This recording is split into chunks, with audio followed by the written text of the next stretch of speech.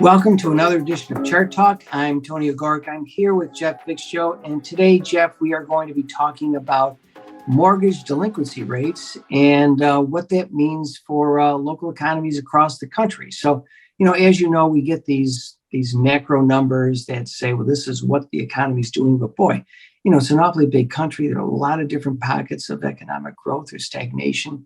And it's tough to get a feel for, a local economy looking at national numbers. So let's take a look at this first chart. This takes a look at the national delinquency rate on first lien mortgages, and some good news here, right?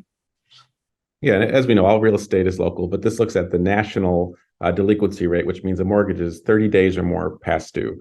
And so you could see, great financial crisis, it spiked up to, 10, 11%. Obviously, we had a COVID spike, 8 or 9%. But for the most part, the average, over this period is about 4.1%.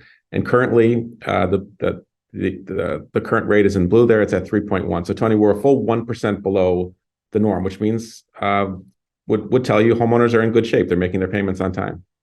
Yeah, it's good news. So let's take a look at our second chart. Here we look at the top 10 metro markets in the United States in terms of delinquency rates, and these are the ones with the lowest delinquency rates. And you've got a number of them in California, on the East Coast. You got Boston, East Coast, West Coast. What do you see here, Jeff? Yeah, just large metropolitan areas. Usually, they have strong employment. So I see Raleigh, North Carolina is good for banking. Obviously, a lot of the tech jobs are in California. So these are vibrant economies with a lot of jobs.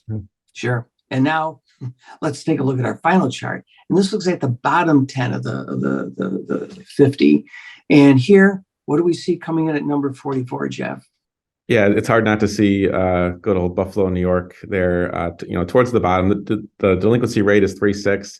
It is towards, obviously, it's one of the highest of any metropolitan area in the United States, though it's not a terribly high number either, Tony. We did see the national average is 4.1. So it's still in a comfortable zone, but it's high compared to everybody else. Yeah. So it's interesting, you can sort of peg the vibrancy of an economy by delinquency rates. And we'll see that, home prices have gone up here, obviously locally. And you're seeing more, $1 million+ homes selling in the market. But relative to, many other economies in the country, local areas, Buffalo is still lagging a bit behind. And that's sort of indicated by this ranking of mortgage delinquencies. So interesting perspective there, Jeff. Thank you. And thank you for joining us for this edition of Chart Talk.